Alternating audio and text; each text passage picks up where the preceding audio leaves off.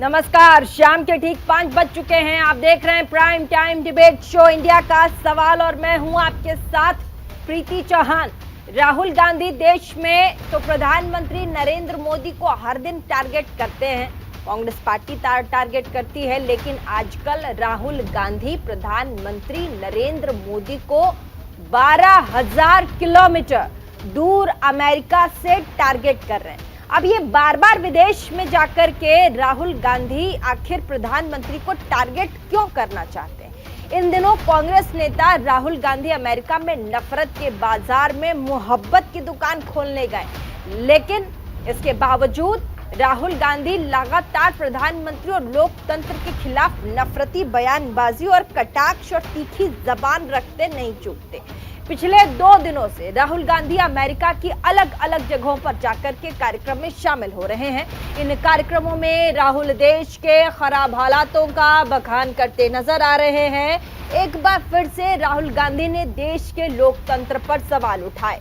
America की Stanford university में राहुल ने कहा कि भारत में बोलने नहीं दिया जाता, सोचा नहीं था बोलने पर संसद से सदस्यता चली जाएगी।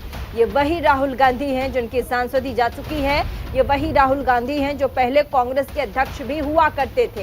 ये वही राहुल गांधी हैं जिन्होंने भारत जोड़ो यात्रा से सुर्खियां बटोरी थी। राहुल गांधी के इस बयानों से बीजेपी में आक्रोश है। तो वहीं दूसरी तरफ AIMIM के मुखिया अध्यक्ष असदुद्दीन ओवैसी भी टारगेट कर रहे हैं। अब टारगेट इसीलिए क्योंकि राहुल गांधी ने कहा है कि जो हमारे अल्पसंख्यक लोग हैं उन्हें वो कहते हैं कि सबसे ज्यादा दुख उन्हें इस बात पर होता है कि जो अल्पसंख्यक लोग हैं उन पर सीधा निशाना किया जाता है, और ये सच है। और ये सिर्फ अल्पसंख्यक मुसलमान नहीं, ईसाई और सिख भी हैं। इस पर AIM के अध्यक्ष असदुद्दीन ओवैसी ने उन्हें आड़े हाथों लिया और सुबह सुबह उन्होंने कहा कि 1980 का दौर क्या राहुल गांधी भूल गए? 1980 में जिस तरीके से अल्पसंख्यक अगर मुसलमानों की बात करते हैं तो जगह जगह पूरे साल किस तरीके से टारगेट किया गया था और क्या कुछ किया गया था, उस पर राहुल गांधी देश पे क्यों नहीं बोलते? विदेश में जाकर के भ्रमित करने का काम क्यों कर रहे हैं? अब दो तरफा बीजेपी और असदुद्दीन दोनों ही इस गेम में आ गए हैं, इस राजनीति में आ गए हैं। ऐसे में आज हम बातचीत करेंगे उस मुद्दे पर कि विदेशी जमीन लेकिन देसी सियासत और साथ ही विदेशों में बोले गए बोल से देश का अपमान। राहुल गांधी कहते हैं कि मैं प्रधानमंत्री के बारे में बोलता हूं, कांग्रेस कहती है मैं प्रधानमंत्री के बारे में कहते हैं, इससे देश का क्या लेना देना? प्रधानमंत्री देश के हैं, अगर देश के बगैर प्रधानमंत्री के बारे में बोला जा रहा है तो बदनाम देश भी होता है, यहाँ के नागरिक भी होते हैं। आज इस पर बातचीत करेंगे। सबसे पहले तमाम मेहमानों से मिलाएं, उससे पहले आज दिन भर क्या कुछ रिपोर्टें आई हैं इस खबर से जुड़ी हुई, जल्दी से वो देख लीजिए, फिर आगे। I don't think when I joined politics, 2004, I ever imagined what I see going on in our country.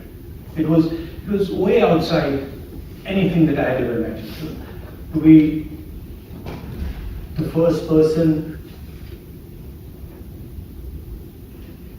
to get a full criminal sentence on defamation, to get the maximum sentence, to be disqualified from parliament. I didn't imagine that something like this was possible.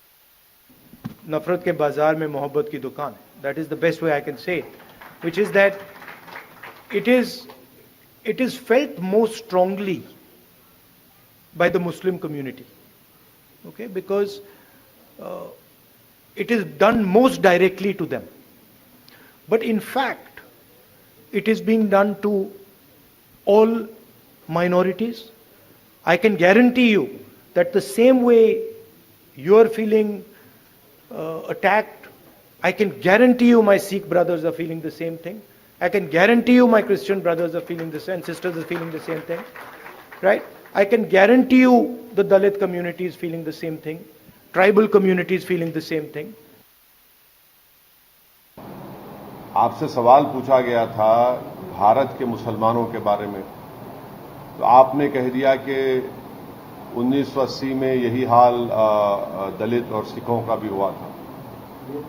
तो 1980 में राहुल गांधी नहीं जानते कि UP में सरकार उनकी थी, तो हाशिमपुरा हुआ, मलियाना हुआ।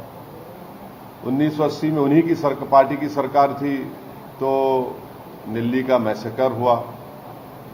यूपी में उन्हीं की सरकार थी, तो मुरादाबाद की ईदगाह में 400 से ज्यादा मुसलमानों को पुलिस फायरिंग में मार दिया गया। 1980 में उन्हीं की सरकार थी जब दिल्ली की सड़कों पर सिखों के खून से होली खेली गई थी। तो आपको ये बोलना चाहिए कि मुसलमानों पर अगर हो रहा है तो क्या हो रहा है। देखिए, वो मोदी जी पर निशाना नहीं, भारत को ही अपमानित करने का काम करते हैं। दुनिया भारत में उम्मीद देखती है, दुनिया भारत में ग्रोथ देखती है, दुनिया भारत के नेतृत्व में अपना विश्वास व्यक्त करती है। ऑस्ट्रेलिया के प्रधानमंत्री मोदी जी को कहते हैं Modi is the boss. Italy के प्रधानमंत्री कहते हैं Modi is the world's most loved leader. और दुनिया के अन्य नेता मोदी जी के नेतृत्व का सम्मान करते हैं और सबसे लोकप्रिय नेता के रूप में नरेंद्र मोदी जी पिछले 3 सालों में लगातार चुने जाते हैं। अब इस बात को कांग्रेस हजम नहीं कर पा रही। जब हजम नहीं कर पा रही तो कहीं ना कहीं जाकर उल्टा सीधा बोलना है। पहले इंग्लैंड में, अब अमेरिका में ये जो प्रायोजित कार्यक्रम होते हैं, इनमें भारत विरोधी नारे लगते हैं, भारत के राष्ट्रगान का अपमान किया जाता है, भारत विरोधी बातें बोली जाती हैं और श्रीमान राहुल गांधी जी इस कार्यक्रम के मुख्य अतिथि होते हैं। फाइनेंशियल ईयर 22-23 में India record the highest ever $770 billion export. $770 billion आज तक का हाईएस्ट। एक्सपर्ट ने क्या कहा कि भारत का एक्सपोर्ट कम हो रहा है। दूसरी बात, राहुल गांधी और आरबीआई के पूर्व गवर्नर की बातचीत में क्या आई कि भारत का इन्फ्लेशन बढ़ रहा है। इस पर मैंने पहले चर्चा की थी। भारत की इन्फ्लेशन जो है, मुद्रास्फीति, ये 4.7% lowest in any large economy. Expert Rahul Gandhi ने कही थी उस वीडियो में, वो पब्लिक डोमेन में आप देख सकते हैं। India would be lucky to grow at 5%। Bharat भाग्यशाली होगा अगर 5% ग्रोथ रेट होती है। और भारत 7.2% 22-23 में, फास्टर देन जो एक्सपर्ट। तो रविशंकर प्रसाद जी को सुन रहे थे, केंद्रीय मंत्री। और ऐसे में आगे बढ़ेंगे, हमारे साथ तमाम मेहमान जुड़ चुके हैं, जल्दी से आपको मिलवा देते हैं। रविशंकर जी कह रहे थे कि जब भी आंकड़ा देते हैं राहुल गांधी तो लगता है हमारे देश में जो न्यूज़पेपर आता है जैसे बिजनेस स्टैंडर्ड एंड ऑल, उनको पढ़कर नहीं जाते, उन्हें पता नहीं होता है। चलिए आगे बढ़ेंगे। हमारे साथ धनंजय गिरी प्रवक्ता बीजेपी के, ज्योति कुमार सिंह जी प्रवक्ता कांग्रेस के स्टूडियो में मौजूद। हमारे साथ शेख इशरत हुसैन नेता AIMIM के हमारे साथ। स्वागत आपका। संजय राणा राजनीतिक विश्लेषक स्टूडियो में हमारे साथ मौजूद। स्वागत आपका। सैयद जवाद राजनीतिक विश्लेषक स्टूडियो में हमारे साथ। स्वागत आपका। आप सभी का बहुत बहुत स्वागत। न्यूज इंडिया 24/7 के इस प्राइम टाइम डिबेट इंडिया के सवाल में सबसे पहला जो सवाल है वो ज्योति कुमार सिंह जी से हैं, प्रवक्ता हैं कांग्रेस के। हमले सियासी करते हैं और मुल्क बदनाम होता है। AIMIM के अध्यक्ष असदुद्दीन ओवैसी, क्या कहेंगे ज्योति जी? वो क्या बोलते हैं वो जाने, लेकिन राहुल गांधी को समझना इनके बस के बाहर की बात है। अच्छा, राहुल इनके बस गांधी की बात है, क्या बोलना असदुद्दीन चाहते ओवैसी हैं, के क्या बस की करना बात नहीं चाहते है। हैं, वो जिस तरह के सियासी करते हैं वो पूरी दुनिया जानती है, देश के लोग तो जानते ही हैं। इन लोगों को समझना चाहिए कि जब राहुल गांधी कोई बात बोलते हैं, उन बातों को मुद्दा तो बनाते हैं, उनके सारे बातों को आप छोड़ देते हैं। हाँ। उन्होंने कितनी बातें की, हाँ। उन बातों पर आपने ध्यान नहीं दिया। अच्छा। उन्होंने अपने भारत जोड़ो यात्रा में, हाँ। देश में जिस तरह से प्यार मोहब्बत बटी और जिस तरह से उन्होंने बताने का प्रयास किया कि सुनने का पेशेंस होना चाहिए, और अगर आप सुनेंगे नहीं तो आप जानेंगे नहीं। और कोई भी आदमी भगवान कैसे हो सकता है या कोई आदमी नॉर्मल एबनॉर्मल कैसे हो सकता है जब तक उसमें सुनने का कोई क्षमता नहीं होगा। तो यही एक पैमाना होगा। उन सारी बातों को हटाकर आप जिन मुद्दों को करना चाहते हैं, मैं तो ये बोलना चाहता हूं आपको प्रीति जी कि आप आप क्यों नहीं बनाती हैं कि जब नरेंद्र मोदी बाहर गए थे और जब वो बोले कि मैं भारत देश में पैदा लेके मुझे बड़ा खराब लग रहा और आता है, तो उनको क्यों नहीं मुद्दा आप बनाते हैं? उनको तो आज तक कभी मुद्दा, आज तक किसी मीडिया चैनल को मैंने नहीं देखा बनाते हुए। लेकिन राहुल गांधी जब बात कर रहे हैं लोगों को जोड़ने की, तो उसमें लोगों को परेशानी हो रही है। अच्छा ठीक है, आपने बोल लिया सर, अपनी मीडिया पे भी बोल लिया, आपने मुझ पे भी बोल लिया। अब जरा सवाल सुनने की हिम्मत रखिएगा। असदुद्दीन ओवैसी कहते हैं, पार्टी है सर, पार्टी जानते हैं, असदुद्दीन ओवैसी उसके अध्यक्ष हैं, मुसलमानों की आवाज उठाते हैं, इसीलिए मुसलमान और हिंदू यहाँ नहीं आएगा। कहते हैं 1980 की बात है, उस समय कांग्रेस की सरकार थी, राहुल गांधी पैदा भी नहीं हुए होंगे। वो ऐसा कहते हैं, सुन लीजिएगा जाकर के। उस समय दिल्ली में जिस तरीके से मुसलमानों के साथ क्या किया गया था, ये राहुल गांधी को पता होगा, बाद में उन्होंने पढ़ा होगा। वो कहते हैं देश भर में कांग्रेस की सरकार थी 1980 के समय में, और मुसलमानों के साथ क्या हुआ था उसको भूल जाते हैं राहुल गांधी, और बाहर जाकर भ्रमित करते हैं कि हमारे यहाँ अल्पसंख्यक, उन्हें निशाना बनाया जाता है। देखिए सर, लिख के लेके आई हूं मैं और मार्क किया है, राहुल गांधी ने जो कहा है वही है एग्जैक्ट, इसमें कोई तोड़ मरोड़ नहीं है सर। और मैं ऐसी पत्रकार हूं कि तोड़ मरोड़ कर बात भी नहीं करती हूं। तो आपने मीडिया और पत्रकार पर सवाल किया है, तो सुनिएगा सर।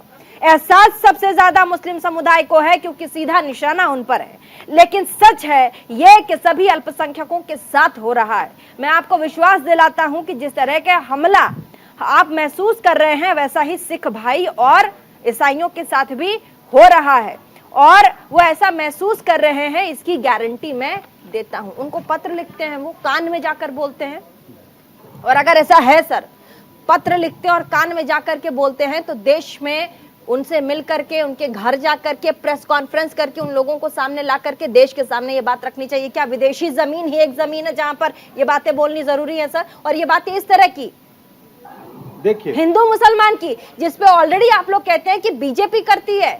उस मीटिंग में वो किसी के सवाल का जवाब दे रहे थे, और वो सवाल पर केवल मुस्लिम की बात नहीं थी, वो माइनॉरिटीज की बात थी, उसमें तमिल लैंग्वेज की भी बात थी वो, और उसके जवाब में उन्होंने बताने का प्रयास किया कि ये वहां पर माइनॉरिटीज को अटैक किया जाता है, और जो हमारी विविधताओं में एकता का देश है, उस पर वो अटैक करती है भारतीय जनता पार्टी और आरएसएस के लोग। वो बात करने का प्रयास कर रहे हैं। जहां तक ओवैसी की आपने बात की, तो ओवैसी को तो यही तो समझ में नहीं आ रहा है कि राहुल गांधी किसी कांग्रेस बीजेपी और उसका वो बोलने का मकसद नहीं है, वो देश के बारे में बता रहे हैं कि इस समय में इन समूह के लोगों पर अटैक होते थे, जो नहीं होना चाहिए, और जब हम लोग आएंगे तो वी विल एश्योर दैट कि this things should not happen. तो वो इस तरह की बात करना चाह रहे हैं, तो वो जबरदस्ती लेके जाना चाह रहे हैं अपने आप को। अल्पसंख्यक समुदाय से ही प्रवक्ता भी हमारे साथ, सैयद जवाद हमारे साथ बैठे हुए स्टूडियो में। सैयद, कभी आपको लगा कि आपके समाज को टारगेट किया जाता है देश में?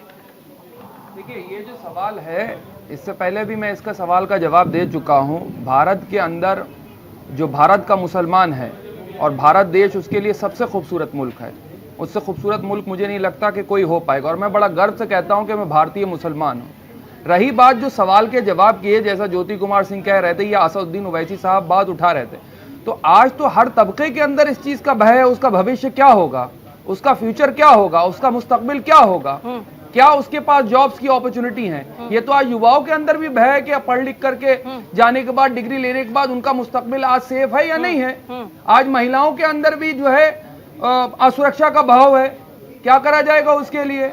आप एक पर्टिकुलर चीज को आकर के बोलेंगे, उस चीज से मैं इत्तेफाक नहीं रख सकता। आज तो भय तो किसानों के अंदर भी है कि जिस तरीके से किसान आत्महत्या कर रहे हैं, उसके लिए क्या करा जाएगा। बहुत से समाज के अंदर भय है इस चीज का। आज देखिए क्या हो रहा है नॉर्थ ईस्ट के अंदर, मणिपुर के अंदर, वहां पर भी भय की स्थिति है। आप ये कह रहे हैं विदेश में जाकर मुद्दा कुछ और भी हो सकता था। नहीं, विदेश के अंदर हमारे मुंह से जो निकले वही सदाकत है। हाँ। हमारे मुंह से जो निकले वही सदाकत है। हाँ। हमारे मुंह में तुम्हारी जुबान थोड़ी है। हाँ। हम तो वसुदेव कुटुंबकम की बात करते हैं। हाँ। तो सारा संसार एक परिवार है, ये बात कही जाती है ना, हमारे भारत की संस्कृति है। अगर माननीय प्रधानमंत्री जी की उन्होंने आलोचना की और कुछ सवालों के जवाब दिए, तो इससे तकलीफ किसको हो रही है? क्या तकलीफ हो गई ऐसी? हक और सच बोलना कोई गुनाह तो नहीं है, चाहे यहाँ बोले, चाहे वहां बोले, चाहे ब्रह्मांड में बोले। धनंजय गिरि जी, प्रवक्ता बीजेपी के, अवमानना के लिए मेरी सांसदी तक ले ली, राहुल गांधी ने कहा है, मेरी सांसदी तक ले ली अवमानना के लिए। उनके अमेठी वालों ने तो उनकी सांसदी पहले ले रखी थी, उनको घर से बेघर पहले कर रखा था, जो दक्षिण के वायनाड से आए थे। और जैसा कर्म करेगा वैसा मिलेगा। बोए पेल बबूर का तो आम कहां से हो।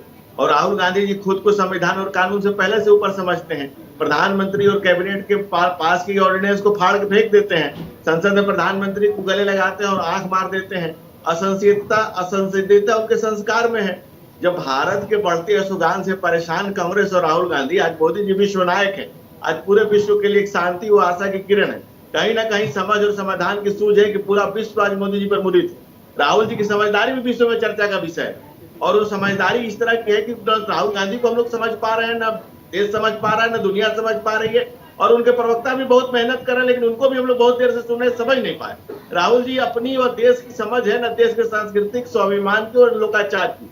आप देखिए राहुल गांधी जी के बहुत दिनों से एक रटा रटाया नारा दे रहे हैं कि मोहब्बत की दुकान, मोहब्बत की दुकान। अरे भाई, प्यार में परिवार में प्यार मिलता है, और बाजार में व्यापार जो है बाजार में होता है, दुकान बाजार में खुलती है। लेकिन वो मोहब्बत और तिजारत का फर्क ही नहीं समझते हैं। तो तिजारत को ही मोहब्बत समझते हैं। शायद उन्हें बाजार का ही प्यार मिला हो, परिवार में प्यार नहीं मिला हो, इसलिए बाजारू चीजों को ज्यादा बेहतरीन समझते हैं। लेकिन यहाँ के संस्कार, यहाँ की संस्कृति, यहाँ का जो रस्म रिवाज है, यहाँ की जो रवायत है, यहाँ की जो खूबसूरती है, वो यहाँ का एक एक व्यक्ति, एक एक बच्चा, एक एक कोई भी नागरिक हो, किसी मजहब संप्रदाय से हो, वो भारतीयता की खुशबू से उत्प्रेरित है। भारतीयता उसके अंदर है और वो भारत के स्वाभिमान के लिए खड़ा है। लेकिन राहुल गांधी जी की सदा संहिता देखिए, वो कहते हैं कि 80 के दशक में भारत में दलित भी सुरक्षित नहीं थे, मुस्लिम भी सुरक्षित नहीं थे, और ईसाइयों का नरसंहार ही हुआ था। यानी कि कहना चाहते हैं कि गलती से भी कांग्रेस पार्टी आई तो पूरे देश की दुर्दशा हो जाएगी। ये राहुल गांधी विदेश की धरती से खड़ा होकर के इस देश को ही नहीं, दुनिया को संदेश दे रहे हैं कि जॉर्ज सोरोस से लेकर जैसे लोग फंडिंग करना चाहते हैं और जो लोग मुल्क को बर्बाद करना चाहते हैं, वो हमें फंड इशरत हुसैन, नेता AIMIM के, आपसी राहुल गांधी के लिए कहा जा रहा है वो हमले तो सियासी करते हैं, लेकिन इससे मुल्क बदनाम होता है। लेकिन यहाँ पर प्रवक्ता हमारे कांग्रेस के भी ज्योति जी हैं, उन्होंने भी कहा, असदुद्दीन ने जो डिफेंड किया है देश के लिए, उन्होंने कहा है कि बदनाम मत कीजिए अल्पसंख्यकों को, विदेश में जाकर भ्रामक बातें मत कीजिए। क्या कहेंगे शेख इशरत? अब तो ये भी कहा जाएगा कि असदुद्दीन ओवैसी और AIMIM बीजेपी की बी पार्टी है। बोलिए। मैम देखिए, कोई बात कहाँ की गई, भारत में की गई, जापान में कही गई, या अमेरिका में की गई, हाँ। ये बात इतनी अहमियत नहीं रखती है। बात क्या कही गई और किसने कही, इस बात की अहमियत होती है। जैसे कि राहुल गांधी ने कहा था, 1980 की बात याद दिलाई थी, इस पर ओवैसी साहब के कमेंट्स भी आ चुके हैं, और मैं भी बताना चाहता हूं कि राहुल गांधी भूल गए कि उस जमाने में सेंटर में किसकी गवर्नमेंट थी, कितने स्टेट्स पर कांग्रेस का कब्जा था। और उस जमाने के अंदर 1980 के दशक के अंदर ही असम के अंदर, भागलपुर के अंदर, मलियाना के अंदर, हाशिमपुरा के अंदर, मुजफ्फरनगर के अंदर और मुरादाबाद के अंदर जो जेनोसाइड हुए थे, वो सबको मालूम है। तो शायद उनको ये मालूम नहीं है कि जो मोहब्बत की दुकान पर वो चक्कर लगा रहे हैं, थोड़ी सी अगर हिस्ट्री पढ़ लेते हो राहुल गांधी तो अच्छा रहता। दूसरी बात, आज मीडिया का जमाना है, अगर कोई बात अमेरिका में कही जाएगी पूरे वर्ल्ड में हो जाएगी। ठीक उसी तरह से कि जैसे अनुराग ठाकुर जैसे लोग कहा करते थे यहाँ पर कि गोली मारो सालों को, देश के गद्दारों को, या जो रामनवमी में नारे लगते थे कि मुल्ले काटे जाएंगे, राम राम चिल्लाएंगे, तो वो बात कहीं भी कही जाए वो पूरे वर्ल्ड में चली जाती है। इसके अलावा मैं ये कहना चाहता हूँ कि राहुल गांधी जो है, शायद उनमें अभी पूरा मैच्योर वो नहीं हुए हैं, उनको ये खबर नहीं हो रही कि मैं क्या कह रहा हूँ। वो जाके अपनी ही पार्टी की बदनामी कर रहे हैं कि हमारे जमाने के अंदर कि किस तरह से ये सब राइट्स होते थे। चलिए ठीक है, हमारे साथ संजय राणा जी भी हैं, राजनीतिक विश्लेषक, पॉलिटिकल एनालिस्ट हमारे साथ स्टूडियो में मौजूद। संजय राणा जी, मोहब्बत के नाम पर देश से नफरत, ये क्यों है, ऐसा क्यों है, जरा बताइएगा। Good evening Pritin, good evening fellow friends. देखिए, ऐसा होता है कि इस देश में दो ऐसे नेता हैं जिनको अगर मोदी की बुराई करनी होती है तो दो जगह चले जाते हैं। एक केजरीवाल है, विधानसभा चला जाता है, दूसरे जो नेता हैं राहुल गांधी, जो विदेश चले जाते हैं, तो विदेश में जाके भर भर के गालियां देते हैं। इनका जनाधार उतना रहा नहीं जितना जनाधार मोदी जी का है।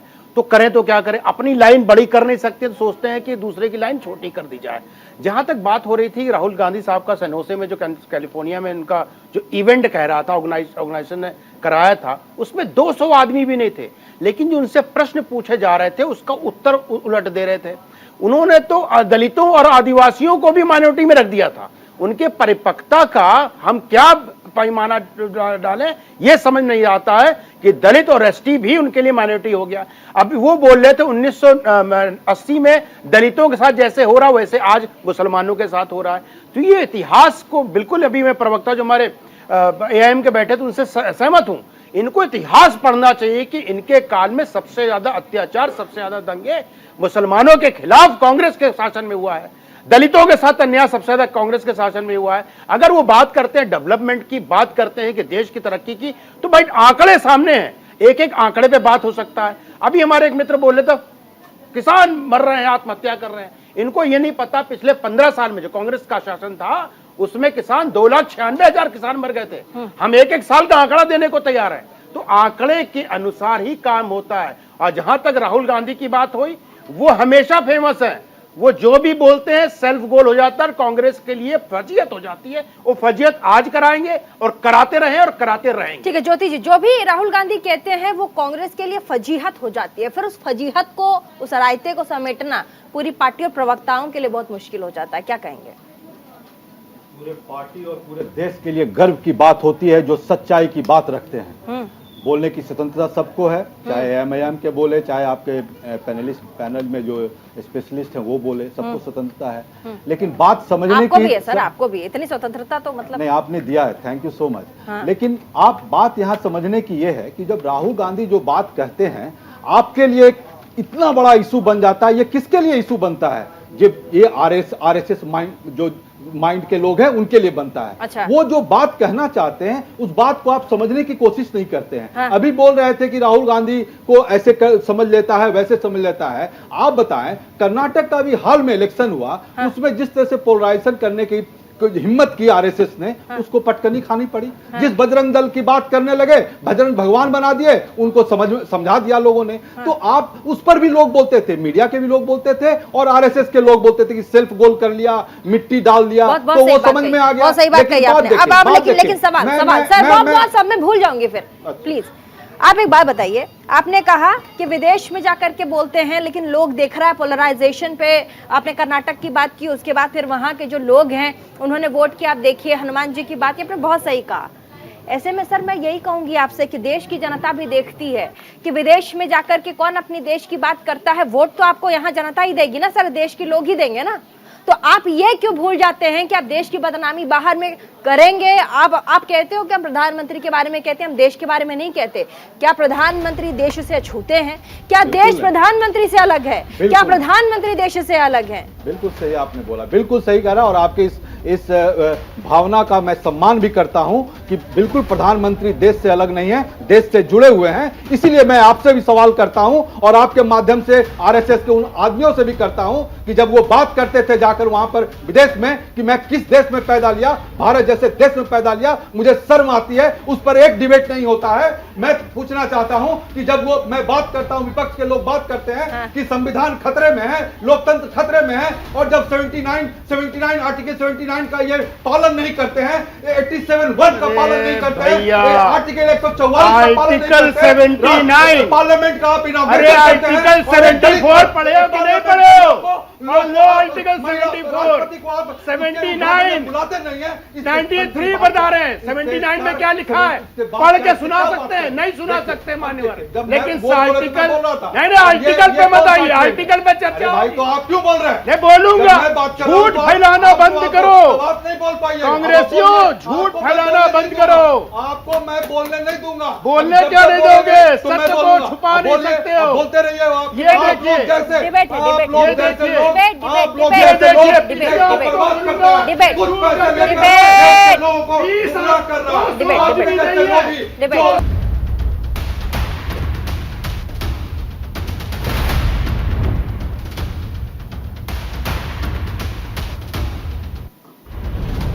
ब्रेक के बाद एक बार फिर से स्वागत आप सभी का prime time debate show India के सवाल में जल्दी से वापस चलेंगे। माहौल बहुत गर्म है, आप लोगों ने देखा ही अभी थोड़ी देर पहले आप लोगों ने ज्योति जी और संजय राणा जी को सुना।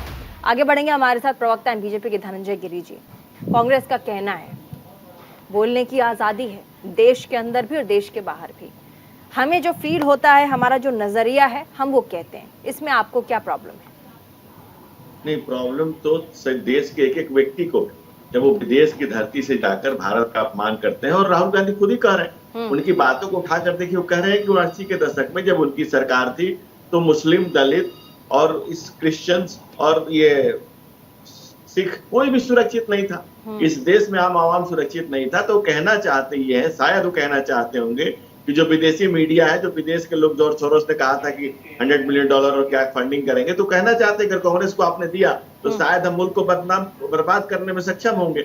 इसलिए देश की जनता उनसे उनके, अब जैसे कांग्रेस के प्रवक्ता इधर उधर की बातें कर आर्टिकल पर जा रहे हैं, भाई बात राहुल गांधी की जहनीत की हो रही है। उनकी जहनीत के जज्बे को आप पूरे जोशो जुनून से बताइए कि उन्होंने किस जोशो जुनून से वहां पर जाकर के अपनी बात रखी, और नहीं तो उनकी जहालत के लिए आप उन कह दीजिए भाई उनकी जहालत का नमूना। अच्छा बोलने दीजिए, अभी इसी पे हुआ, थोड़ा बोल रहे हैं, उसके बाद आते हैं। हाँ बोलिए। जो बात राहुल गांधी ने कही है, चर्चा तो आज उसी विषय पर है जो राहुल गांधी ने जाकर के वहां से कही, और ये पहली बात थोड़ी कही। राहुल गांधी जब भी विदेश की धरती से जाते हैं वो हर साल जाते हैं, और जब जाते हैं कुछ नया छिड़क के आते हैं। इसके पहले वो गए, कहीं केरोसिन ऑयल छिड़ा हुआ है चारों तरफ भारत में, बस एक माचिस की तीली की जरूरत है। आए और कर्नाटका का चुनाव जीत गए।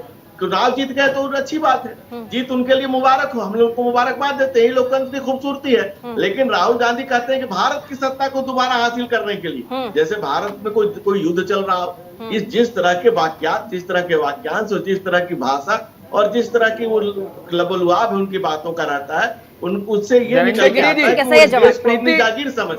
धनंजय गिरी जी, अब आप बताइएगा मैं झूठ बोल रहा हूँ या सच बोल रहा हूँ? आप, मैं जो बोलूंगा आप बताइएगा मैं झूठ बोल रहा हूँ। पता है आपको धनंजय गिरी जी, जब बादल होते हैं और बादलों के अंदर हवाई जहाज चला जाता है तो रडार नहीं पकड़ पाता है। बताइए मैं सही बोल रहा हूँ या झूठ बोल रहा हूँ? बताइए। संत कबीर, गुरु नानक जी और तमाम जितने लोग हैं सदी के लोग एक साथ बैठ करके विचार विमर्श करते थे। बताइए मैं सही बोल रहा हूँ या झूठ बोल रहा हूँ?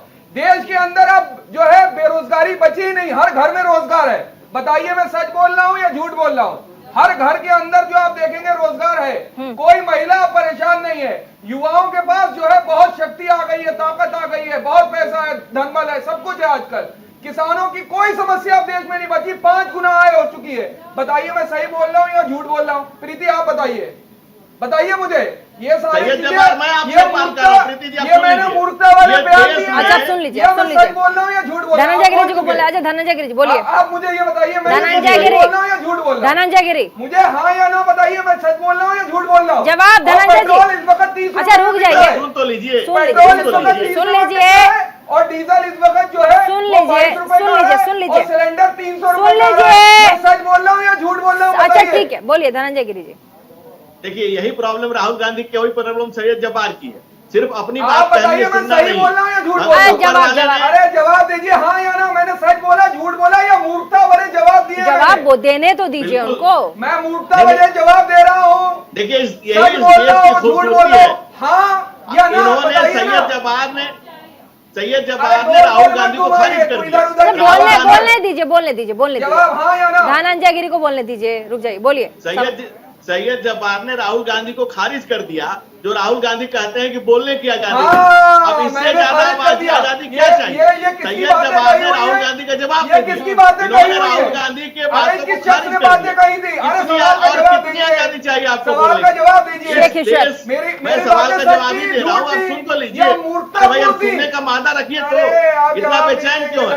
इतना बेचैनी क्यों भाई? संजय राणा जवाब बताइए। संजय राणा, उसके बाद शेख इशरत, जल्दी से संजय राणा। अब आप शायद स्टूडियो में तो आप सुन लेंगे सही जवाब। बोलिए संजय राणा जी। भाई हमारे बड़ा जोरदार प्रश्न दागे हैं हमारे मित्र के तरफ, उनका जवाब मैं देता हूं। देखिए आज की टेक्नोलॉजी और आज से 20 साल पहले की टेक्नोलॉजी में अंतर था।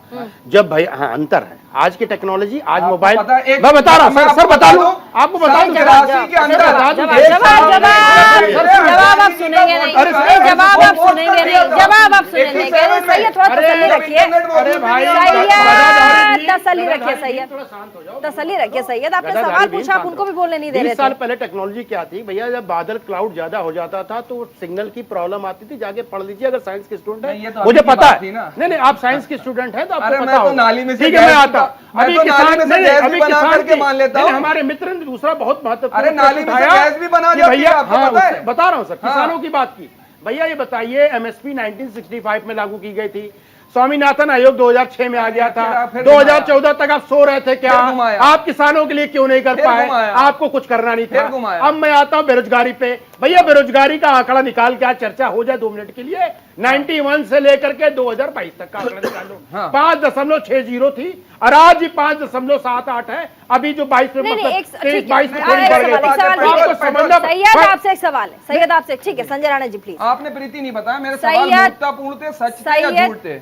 एक सेकंड, नहीं, आप प्रवक्ता हैं, सबसे पहले तो आप राजनीतिक विश्लेषक हैं, आपने विश्लेषण करके सवाल पूछा होगा तो उस पर कॉन्फिडेंस रखिए, सही ही पूछा होगा, उस पर मेरे स्टैंप की जरूरत नहीं है। आप इसमें माहिर हैं तभी आप यहाँ बुलाए गए। एक सेकंड, बता दीजिए, एक सेकंड, मैं तो कह रहा हूँ कि हो सकता है लोगों को लग रहा है कि मैंने मूर्खतापूर्ण बातें करी हैं। जवाब ही नहीं दे रहा, पता नहीं क्या सवाल, सही सवाल है भाई, आप सवाल का जवाब सुन लीजिए ना। जवाब नहीं आया ना, बिल्कुल सही सवाल है, जवाब आपको देंगे। धनंजय गिरी जी प्रवक्ता हैं, इसीलिए बुलाए गए। सवाल एक सेकंड, मेरा सिर्फ छोटा सा सवाल है सैयद जवाब, पूछिए। आप जब मोहब्बत की दुकान की बात करते हैं, मोहब्बत का नाम लेते हैं और मोहब्बत के नाम पर दुकान खोलने की बात करते हैं, ठीक है, लेकिन उसके बाद उस दुकान से जब आप जहर बेचते हैं, मोहब्बत की दुकान से जब आप जहर बेचते हैं, तो आप ये सोचेंगे कि सवाल नहीं उठेंगे तो ये हो नहीं सकता। बहुत अच्छी बात। अब आपको मैं बताता हूँ, जहर बेचने की बात मैं बताता हूँ। धनंजय गिरी साहब यहाँ पर बैठे हैं और बड़े प्रवक्ता हैं, मुझे बताइएगा धनंजय गिरी साहब, फिर पूछ रहा हूँ आपसे सवाल, और मुझे पता है आप बहुत दानिश्वर प्रवक्ता हैं और आप बता भी देंगे, और आपको मैं जानता हूँ। गिरी से सवाल नहीं पूछा, मैंने आपसे पूछा है, चाकू के ऊपर जो है आपसे पूछा है, सही है जवाब, मैंने सवाल आपसे पूछा, जवाब दीजिए। अरे मैं दे रहा हूँ ना जवाब, मैं जवाब ही दे रहा हूँ और पब्लिक को डिसाइड करने। चाकू के ऊपर जो है ना वो धार तेज रखना, ये जवाब भी है, और देश के गद्दारों को और क्या करो किसको, वो भी सवाल का जवाब है, और बहिष्कार करने की बात है। ये सारे जो है घुमा दिया आपने भी, छोड़िए आप तमाम। मुझे लगा कि आप बोल रहे हैं धनंजय जी घुमा रहे हैं, संजय राणा घुमा रहे हैं, कम से कम आप सही जवाब देंगे। ज्योति जी, मोहब्बत की दुकान से जहर बेचना, मोहब्बत की दुकान खोल करके जहर बेचना, जहर बेचने से जहर नहीं बिकता है सर, जबान भी जहर होती है सर, ये तो धनंजय आपको पता ही होगा ना। ज्योति जी आप भी बिहार से आते हैं, जहर बेचना जबान से किसको कहते हैं सर, बोलिए। हम कहीं से भी आते हैं, लेकिन जो जहर है जहर ही होगा, जो जवान जहर की तरह है वो जहर की तरह ही होगा। बोलिए सर। जैसा कि काबिल आपके पैनलिस्ट बोल रहे थे, जो एग्जाम्पल दे रहे थे कि गोली मारो, ये वो 10 तरह की बातें बता रहे थे, हाँ। तो वो क्या है, वो जहर ही तो है ना, हाँ। लेकिन उन्हीं सब बातों के लिए तो राहुल गांधी बोलते हैं ना, हाँ। कि मोहब्बत की दुकान खोलो, हाँ। मिलो जुलो, हाँ। प्यार मोहब्बत से मिलो, पोलराइजेशन की बात नहीं करो, हाँ। तो तभी तो वो कभी दुकान से मोहब्बत खरीदी है क्या कहीं? अब यही समझना है आपको गिरी जी आपको यही समझना है। जिस दिन आरएसएस और भारतीय जनता पार्टी के लोग ये समझ जाएंगे कि मोहब्बत कैसे खरीदी जाती है और कैसे बांटी जाती है, ये अंतर जब समझ लेंगे, आप आरएसएस के लोग हैं, हम लोगों ने देखा व्यापार करो, फील की जाती है, अगर करना गुनाह है, एक बार नहीं 100 बार करो, फील करने का चीज है, खरीदने का चीज नहीं है। लेकिन जब हम ये बात करते हैं तब आप मार्केटिंग वाली बात करते हैं, खरीदने की और बेचने की बात करते हैं। लेकिन जब खरीदने बेचने की जब बात पर आ ही गए हैं, तो अभी रविशंकर जी का मैं इस प्रोग्राम में प्रीति जी ने एक इंटरव्यू भी दिखाया, जिसमें उन्होंने बता रहे थे कि इंपोर्ट की और एक्सपोर्ट की बात कर रहे थे। ज्योति जी को बोलने मैं क्यों बोलता हूं, उसी में मैं बात की रिजर्व बैंक का। मैं कल एक न्यूज़पेपर पढ़ा था, उसमें रिजर्व बैंक का एक रिपोर्ट आया, उस रिपोर्ट में 550 अरब डॉलर के आसपास इंपोर्ट हुआ है और एक्सपोर्ट 350-40 के अरब डॉलर के हिसाब से हुआ है, तो जो घाटा हुआ है वो भी शायद 210-200 आसपास हुआ है। और वो जो आंकड़ा बता रहे थे तो उनको वो बता रहे थे कि राहुल गांधी को पढ़ना चाहिए और ये करना चाहिए। आप क्यों नहीं पढ़ रहे रविशंकर प्रसाद जी? आप क्या सोचते हैं ये बोल के आपको मोदी जी आपको फिर से मंत्री मंडल दे देंगे? ये नहीं देंगे। 11:30 बजे रविशंकर प्रसाद जी कर रहे थे चैनल के प्रेस कॉन्फ्रेंस। आपको भी मैं बोलता हूँ आप भी पढ़े रिजर्व बैंक का कल का रिपोर्ट पेपर में आया। अच्छा मुझे बता लेने दीजिए रविशंकर जी, 11:30 बजे दीनदयाल उपाध्याय मार्ग पर बीजेपी का हेडक्वार्टर है, वहां से प्रेस कॉन्फ्रेंस कर रहे थे, मैंने भी सुना है। कह रहे थे वो कि स्टैंडर्ड, उन्होंने अपनी बातें कर ली जो सियासी बातें थी, उसके बाद उन्होंने कहा कि स्टैंडर्ड चार्टर्ड की रिपोर्ट है जिसमें कहा गया है, स्टैंडर्ड चार्टर्ड की रिपोर्ट निकाल के देख लीजिए, उन्होंने कहा है 770 बिलियन की इकोनॉमी के साथ भारत आगे बढ़ रहा है और ये बिजनेस स्टैंडर्ड कहती है। और साथ ही ये कहती है कि भारत दुनिया की बहुत बड़ी इकोनॉमी ड्राइवर बनने वाली है जो लीड करेगी वैश्विक तौर पर। उन्होंने कहा है, रुक जाइए मैं आती हूँ सर, 2014 में कहते हैं 78% मोबाइल हमारे यहाँ बाहर से एक्सपोर्ट होता था, लेकिन अब कहते हैं आज के दिन अब इस समय में 100% बनता भी है देश में और एक्सपोर्ट भी होता, पहले इंपोर्ट ज्यादा होता था। बोलिए सर। जैसा कि मुझे ऐसा आभास हुआ कि इस पैनल में इकोनॉमिस्ट थोड़ा सा उनका ज्ञान रखने वाले भी बैठे हैं, मुझे करेक्ट करेंगे मैं गलत हूं तो। रिजर्व बैंक की रिपोर्ट जो सालाना रिपोर्ट जो कल आई थी उसमें बताया, जैसा कि आप जिस रिपोर्ट की बात कर रही हैं उसमें ये बताया कि जो हमारी स्टैंडर्ड चार्टर्ड की बात कर रही हूं सर, तो रिजर्व बैंक इंडिया तो हमारा इंडिया का उसको तो वैल्यू हम देंगे ना, बिल्कुल सर।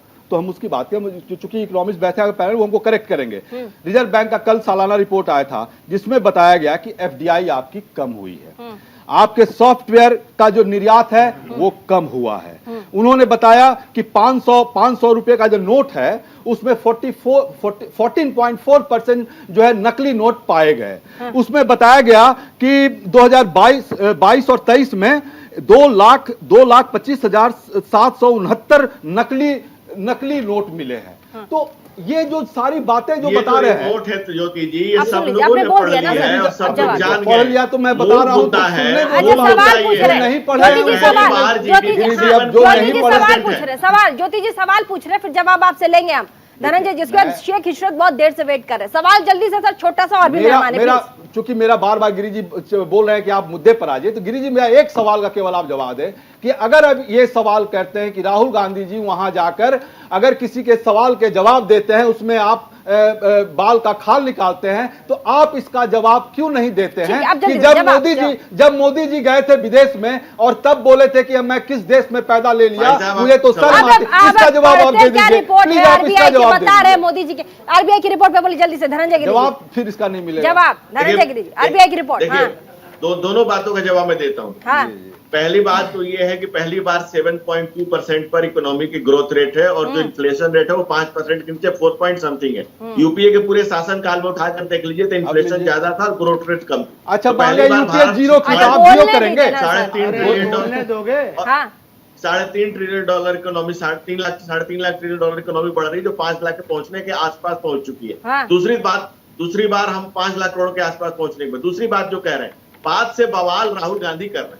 राहुल कोई हमने बवाल नहीं किया है, बात का बवंडा वहां बना और जैसे ही उन्होंने कहा वहां वितंडावाद शुरू हुआ, वहां हंगामा वहीं शुरू हुआ। राहुल गांधी जहां बोलते हैं बवाल वहीं शुरू कर देते हैं और पूरे कांग्रेस उसको रफ्फू करने में लग जाती है। अच्छा ठीक है, आरबीआई के जवाब में संजय राणा जवाब देना चाहते हैं, बहुत देर से हाथ उठाए हुए, जल्दी से आरबीआई वाले सवाल में क्या कहेंगे आप, जिस तरीके से उन्होंने गिना है। बड़े भाई रख रहे हैं बिल्कुल गलत है, मैं आंकड़े आपको बता देता हूँ। फॉरेन डायरेक्ट इन्वेस्टमेंट में बताता हूँ, 14-15 का 45.15 बिलियन डॉलर था, 16-17 का ये था तकरीबन $60 बिलियन, 21-22 का है 83.5। अरे सर देखिए सर, रिजर्व बैंक का नहीं सर आप सुनिए सर, एफडीआई जो होता है फॉरेन डायरेक्ट इन्वेस्टमेंट की बात कर रहा है सर, मैं नंबर बता रहा हूँ सर, आप जाके पढ़ लीजिए। आप आंकड़े आप दिखाओ, आंकड़े में तो दिखा रहे हैं यहाँ पे।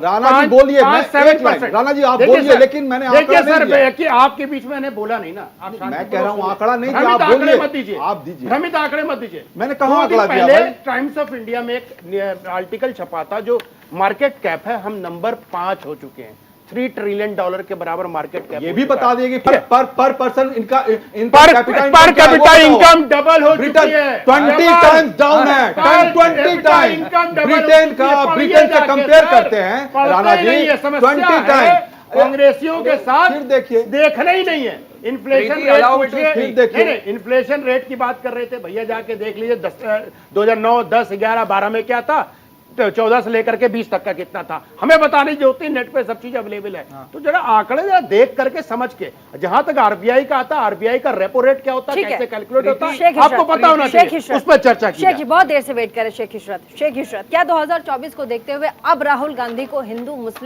मुस्लिमों की सुरक्षा के विषय को विदेश में उठाने की जरूरत आपको लग रही है? क्योंकि अगर भारत में अगर हम देखें, जैसे कि उन्होंने कहा कि अल्पसंख्यकों को टारगेट किया जाता है, सुरक्षित नहीं है, ऐसे में हमारा पड़ोसी देश चीन है, वहाँ जो उइघुर मुसलमान उनके क्या हालात हैं और पाकिस्तान में हिंदुओं के क्या हालात हैं, इस पर एक नजर राहुल गांधी को डालनी चाहिए। जल्दी से शेख इशरत जी आपका रिएक्शन।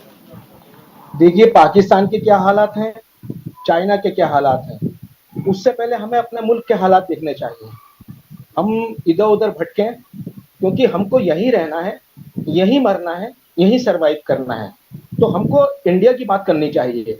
दूसरी बात ये, अभी हमारे बीजेपी के प्रवक्ता, कांग्रेस के प्रवक्ता आंकड़ों की बात कर रहे थे और सब अपने जीडीपी और सारे दुनिया भर के आंकड़े बता रहे थे। मैं तो बहुत मोटी दो बात कह रहा हूँ कि जो वादे किए गए थे 2 करोड़ रोजगार के और 100 स्मार्ट सिटी के, उस पर भी बात कर लीजिए कि कितने हुए हैं। अगर 2 करोड़ लोगों को रोजगार मिल जाता तो यहाँ की हालत क्या होती है। आज बेरोजगारी बढ़ रही है, भले आंकड़ों से आप कितना भी खेलिए, बेरोजगारी बढ़ रही है और पब्लिक परेशान है। ये बताइए आपने मुसलमानों के लिए क्या किया है? नहीं, चाइना के बारे में क्या कह रहे थे शेख इशरत? चीन के बारे में क्या कह रहे हैं? हेलो, हाँ, चीन के बारे में क्या कह रहे हैं शेख इशरत? मैं ये कह रहा हूँ कि चीन के मुसलमानों की हालत क्या है या पाकिस्तान के मुसलमानों की हालत क्या है। हमें सबसे पहले हिंदुस्तान के जो मुसलमान हैं, जो यहाँ की दूसरी माइनॉरिटीज हैं, शेड्यूल कास्ट है, शेड्यूल ट्राइब है, और हिंदू भी जो हमारे बेचारे ओबीसी के हिंदू हैं, उनकी क्या पोजीशन है आप जरा देखिए। ये लोग तो क्या है कि बड़े बड़े एसी रूम में बैठे रहते हैं, इनको पता नहीं है कि यहाँ के मतलब हालात क्या है, जमीन पर ये लोग नहीं देखते। जाकर के कहते हैं तो कंपैरिजन भी विदेश से होना चाहिए ना शेख इशरत जी, विदेश में जाकर के। सुरक्षित नहीं, अरे मेरी बात समझिए शेख इशरत जी, शेख इशरत सुरक्षित नहीं है। बलात्कार हो रहे हैं बच्चों के, मर्डर हो रहे हैं हिंदू बच्चों के, मुस्लिम बच्चों के। हमें पहले इंडिया की बात करनी चाहिए, चाइना वाइना में नहीं जाना चाहिए। नहीं, अगर विदेश में जाकर के कहते हैं तो कंपैरिजन किससे करेंगे? तुलना विदेश से ही करेंगे ना। सैयद जवाद कुछ कहना चाह रहे, बोलिए सैयद। शेख इशरत साहब, आप ये बताइए, एमआईएम के प्रवक्ता हैं या चीजें हैं, अभी तक कौन सी ऐसी जो है, राहुल गांधी ने तो पूरी कन्याकुमारी से लेकर कश्मीर तक यात्रा करी है, भारत जोड़ो, ऐसी कोई यात्रा या ऐसा कोई विजन या ऐसा कोई मिशन ओवैसी साहब भी दिखाएं अपनी पार्टी के लिए। अगर मुसलमानों की ही बात है तो यहाँ का मुसलमान किसी के रहमो करम पे नहीं है। मतलब हम बाबा साहब भीमराव अंबेडकर के दिए हुए संविधान के टारगेट करिए। नहीं सुनिए, आप बाबा सदुद्दीन ओवैसी को भी टारगेट करेंगे क्योंकि उन्होंने देश के मुसलमानों देखिए, असदुद्दीन ओवैसी साहब एक अकेले मुसलमानों के लीडर भारत के अंदर नहीं है और ना आप उनको बनाइए। तमाम बहुत से लोग सेकुलर पार्टी में मुसलमान लीडर है, एक अकेले मुसलमानों के लीडर नहीं है। लीडर हो सकते हैं, वो जीत करके आते हैं, वो सांसद है, इससे मैं गुरेज नहीं करता, लेकिन आप कहें अकेले मुसलमानों के लीडर भारत में है, आप कहेंगे लिए उनको अकेले मुसलमानों के लीडर भारत के अंदर बना देंगे। बहुत सी सेकुलर पार्टी में बहुत अच्छे लीडर हैं और बहुत से दिए हुए, ये क्या बात होगी ओवैसी साहब मुसलमानों के लीडर, ओवैसी साहब मुसलमानों के लीडर। आपको बता दूं, भारत के मुसलमानों ने 1947 के बाद अगर किसी को अपना लीडर माना तो देश के ब्राह्मण नेता पंडित जवाहरलाल नेहरू को अपना लीडर माना। आप क्या बात करते हैं? और काहे के लिए मीडिया के अंदर चलाया? अच्छा शेख इशरत बोले दीजिए, शेख इशरत बोले दीजिए। अच्छा आवाज नहीं आ रही शेख इशरत, आपको तकलीफ हो रही है? नहीं, तकलीफ नहीं हो रही, बोले दीजिए, उनकी आवाज नहीं आ रही है, शेख इशरत की आवाज नहीं आ रही है, आवाज बोले दीजिए, उनको बोले प्लीज, उनको बोले दीजिए। पूरे भारत में माफ करिएगा, उनका आवाज, पूरे भारत के मुसलमानों के ठेकेदार नहीं हो गए। शेख इशरत बोलिए, शेख इशरत मैं ये बोलिए। कह रहा हाँ हूँ, हाँ क्या मुसलमान को राइट नहीं है कि वो हाँ। असेंबली के अंदर जाए, वो पार्लियामेंट के अंदर जाए, वो कोई पॉलिटिकल पार्टी का बनाए, वो मुसलमान सिर्फ यादव को वोट दे, मुसलमान का मायावती को सपोर्ट करे, मुलायम नीतीश को सपोर्ट करे, केजरीवाल को करे, मोदी को करे, राहुल को करे। हाँ। अरे मुसलमान को नेहरू से लेके इंदिरा गांधी, राजीव गांधी, राहुल गांधी, प्रियंका गांधी अब तक सबको सपोर्ट करा है। के वालिद साहब जो थे वो भी कांग्रेस की सपोर्ट कर रहे थे, तो वो क्या गलत थे? उनकी आइडियोलॉजी गलत थी। जब आपके पास से सरकार चली गई तो आप बयानबाजी कर रहे हैं। उस वक्त पहले ओवैसी साहब के वालिद साहब रहे नहीं रहे, किसको सपोर्ट करते थे यूपीए के अंदर? ओवैसी साहब किसको सपोर्ट करते थे? बताइए, चलिए जवाब दीजिए इसका। अचानक से कांग्रेस के अंदर किले निकल आए। उससे पहले कांग्रेस अच्छी लगती थी जब आप साथ में थे कांग्रेस के। अच्छा बोलने दीजिए, सवाल आपने इतने दाग दिए, दूर बैठे हैं वो हैदराबाद में। शेख इशरत जी। जैसे राहुल गांधी जी बोलिए जरा, आवाज कम आ रही थी। हाँ बोलिए, क्या सवाल है आपका? जवाब मेरा क्या सवाल है साहब? ये बड़े परेशान है आप। कह रहे पहले आप यूपीए के साथ थे। आपसे नहीं परेशान है हम, जो हक और सच की बात उठाने वाले लोग हैं उनसे हम खुश रहते हैं। झूठ की सियासत से और नफरत से हम जो नहीं रखते। आप बोलने दीजिए प्लीज। आप बीजेपी से लड़िए जो नफरत फैला रही है, कहीं मॉब अरे हम बीजेपी से लड़ रहे हैं, हम बीजेपी से लड़ रहे हैं, मुकाबला कर रहे हैं, हम सारी नफरतों से मुकाबला कर रहे हैं। आप उनसे लड़िए, हमसे क्यों लड़ रहे हैं? हम कहाँ की? अरे भाई आप उनसे लड़िए जो दंगे कराते हैं, जो कम्युनल राइट्स कराते हैं, आप उनसे लड़िए। चाहे वो कांग्रेस पार्टी के लोग हो, चाहे वो बीजेपी के पार्टी के लोग हो, हमसे क्यों लड़ रहे हैं आप? हम क्या बुरा कह रहे हैं? हम तो अगर कोई मॉब लिंचिंग हो रही है उसके खिलाफ बोल रहे हैं, कोई कानून मुसलमान के खिलाफ आ रहा है उसकी बात कर रहे हैं, तो हमसे क्यों परेशान हो रहे हैं? भाई साहब, इतने साल यूपीए के साथ गठबंधन में आप कांग्रेस पार्टी को क्यों सपोर्ट कर रहे थे? अचानक से कांग्रेस पार्टी जाती है और उसके बाद आप चालू हो जाते हैं। उससे पहले क्या बहुत होती है। बीजेपी और जनता पार्टी भी मिलकर लड़े थे। ठीक है,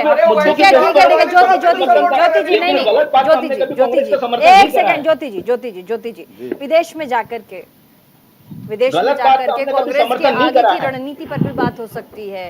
देश का भविष्य क्या होगा, आगे भारत कैसे ग्रोथ पे काम करेगा, कैसे अपने दुश्मनों से लड़े, एडवाइजरी तौर पर भी बात हो सकती है, देश की भी बात हो सकती है। सिर्फ क्रिटिसिज्म की बात क्यों? लेकिन मैं प्रीति जी समझ नहीं पाया। आप तो बोल तो रही हैं कि राहुल गांधी विदेश में जाकर कुछ बात बोले, आप बताएं क्या बात बोले तो उस पर मैं बात बोलूं। आप बताइए। एक आपने बोला माइनॉरिटी के बारे में, तो एक सवाल का जवाब दे रहे थे, अब आप उनका लाइन कोट करें।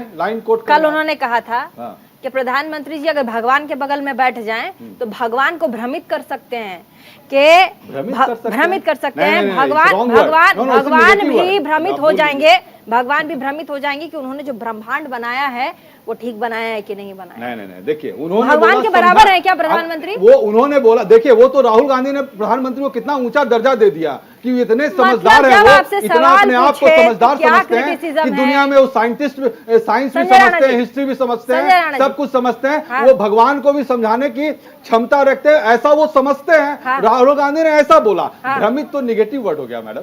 धनंजय जी, मैं गलत हूँ? क्या कहा है कल प्रधानमंत्री के बारे में राहुल गांधी जी ने भगवान से कंपेयर करके, जरा बताइएगा। देखिए ऐसा है ना कि राहुल गांधी को अगर उनके प्रवक्ता भी नहीं समझ पा रहे हैं और नहीं समझा पा रहे हैं, तो अब इसके बाद भी अगर कुछ समझने और समझाने को बचाए प्रीति जी, तो ये कमाल की बात है।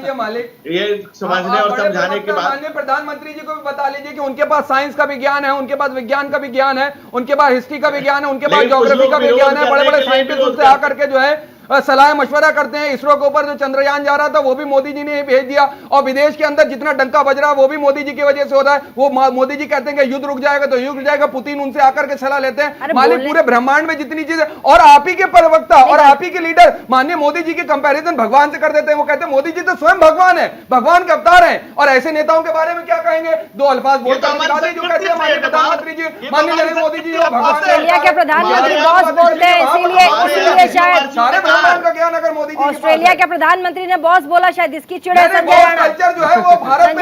संजय राणा जी, ऑस्ट्रेलिया के प्रधानमंत्री ने बॉस बोला, शायद उसकी चिड़ है। संजय राणा, एक सेकंड, संजय राणा जी, ऑस्ट्रेलिया के प्रधानमंत्री ने बॉस कहा प्रधानमंत्री को, क्या उसकी चिड़ है? देखिए ऐसा है, जिस पार्टी से हमारे जो मित्र यहाँ बैठे हुए हैं उस पार्टी को बॉस कहने वाला कोई था नहीं, ये खुद ही सबको बॉस बोलते थे। अब व्हाइट लोग जो अपने देश के किसी नेता को अगर बॉस बोलते हैं तो इनको बड़ी छटपटाहट हो रही है कि इनको क्यों नहीं बॉस बुलाया जाता। हम तो इतने साल से शासन कर रहे थे इस देश में, हमें कोई बॉस ही नहीं बोल रहे। एक राष्ट्रपति है जो ऑटोग्राफ लेने के लिए परेशान है, एक प्रधानमंत्री जो बोलता है मेरे बॉस हो, एक प्रधानमंत्री बोलता है आपके लिए युद्ध रोक देंगे, और राहुल गांधी जो सिर्फ 200 लोगों की सभा कर रहे फाइनल थे, कमेंट। वो बोल रहे थे मैं संबोधित कर रहा हूं। अरे फाइनल भैया, कमेंट लेंगे ईश्वर जी से। 200 लोगों की ठीक सभा है। को सभा बोलते हो आप? फाइनल कमेंट ईश्वर जी से शुरुआत, फाइनल कमेंट दीजिएगा। ईश्वर शेख, आपको आवाज आ रही है? चलिए ठीक है, ईश्वर जी, धनंजय गिरी जी फाइनल कमेंट दीजिएगा। देखिए, कुछ लोगों को मोदी जी से इतनी परेशानी है। अब देखिए, उन पैनल पे इतनी बार मोदी मोदी मोदी मोदी कर रहे हैं, तो अच्छा कर रहे हैं, क्योंकि दुनिया ही कर रही है। आज नरेंद्र मोदी जी दुनिया में जहां भी जाते हैं, भारत की एक नई तस्वीर उभर कर आती है। और दुनिया के मुल्कों में, मुल्कों और महामलियों के बीच में जो मोदी मोदी का डंका बज रहा है, यहाँ उनके विरोधियों को बहुत भी, छोटा रखिएगा प्लीज, और भी मेहमान है। यहाँ उनके विरोधियों को भी नहीं समझ में आ रहा है कि करें क्या, ठीक है, क्या करें, किस तरह से विरोध करें। और राहुल जी जो बोल रहे हैं, उनके प्रवक्ता भी नहीं समझ रहे, नहीं समझा पा रहे। Sanjay Rana ji final comment. प्रीति, कंफ्यूज पार्टी के कंफ्यूज नेता हैं, तो जैसे कांग्रेस कंफ्यूज है वैसे ही उनके नेता भी कंफ्यूज है। यूएस में जाकर जैसे लग रहा प्रवचन जे रहे से वहां से चुनाव लड़ना है। अरे भैया, हम तो बोलते हैं वहां से छोड़ो, आके अमेठी से चुनाव लड़के जीत के दिखा दो तो हम मान लेंगे। वहां हिम्मत नहीं है बात करने की, यूएस में बात कर रहे हैं। ठीक है, ज्योति जी फाइनल कमेंट। देखिए, ये बॉस की जहां तक आपने सवाल किया है, छोटा सा जब मनमोहन सिंह प्राइम मिनिस्टर थे, ये जयराम रमेश हमारे जनरल सेक्रेटरी का वक्तव्य है, जब मनमोहन सिंह गए थे तो उनको वहां के प्रेसिडेंट ने बोला था कि ही इज माय गुरु। मनमोहन सिंह के बारे में बोला था ही इज माय गुरु। तो इस बात को आप छोड़ दिए, वहां वो बॉस एक कल्चर भी है, अरे बॉस ऐसा बोलना भी है, लेकिन बात समझने की क्या है, आप बात को समझें कि देश में जब लोकतांत्रिक व्यवस्था में जब घात होगा तो इसमें राहुल गांधी बढ़ चढ़कर बोलेंगे। और मोदी का विरोध देश का विरोध नहीं है, मोदी का विरोध देश का विरोध नहीं है, ये क्लियर होना चाहिए। प्रीति, ये शेर जो है धनंजय गिरी जी और तमाम भारतीय जनता पार्टी के लोगों के लिए जो राहुल गांधी को कह रहे थे, वो रोज बुलाते थे मुझको अपने घर, वो रोज बुलाते थे मुझको अपने घर। आज मैंने कुछ कह दिया तो बुरा मान गए। अच्छा, इतना क्या बुरा मानने वाली बात? ठीक है, बहुत बहुत शुक्रिया आप सभी मेहमान हमारे साथ जुड़े इस प्राइम टाइम डिबेट शो में। और ऐसे में आपने देखा राहुल गांधी के विदेश जाने के बाद जिस तरीके से उन्होंने एक एक करके प्रधानमंत्री नरेंद्र मोदी पर हमला बोला है, उससे देश में बवाल है। कहा जा रहा है कि नफरत के बाजार में मोहब्बत की दुकान खोलकर जहर बेचने का काम कर रहे हैं राहुल गांधी। अभी फिलहाल आम आदमी पार्टी से पंजाब के मुख्यमंत्री भगवंत मान प्रेस कॉन्फ्रेंस कर रहे हैं, बट जल्दी से सुनेंगे क्या कुछ कह रहे हैं। It's not about only about Delhi democracy or ordinance, it's to save democracy in entire country. So we are very thankful to all of Stalin Saab and Kanimoy ji, Balu ji and their colleagues for warm welcome, and we are very happy to seek the support, and they said that this is unconstitutional. Actually, BJP running the non-BJP governments in the states through the ordinance or through the governor houses. Mr. Stalin have to fight with the governor. He's not signing the bills, and he's not reading the speech passed by the Council of Ministers. Same in Punjab. I have to move to Supreme Court to call Punjab Assembly budget session. So this is not fair for the democracy or federal structure. So we are here to seek this. तो आज के लिए prime time debate show में बस इतना ही। इसी के साथ देश और दुनिया की बाकी तमाम खबरों को देखने के लिए बने रहिए न्यूज़ इंडिया के साथ।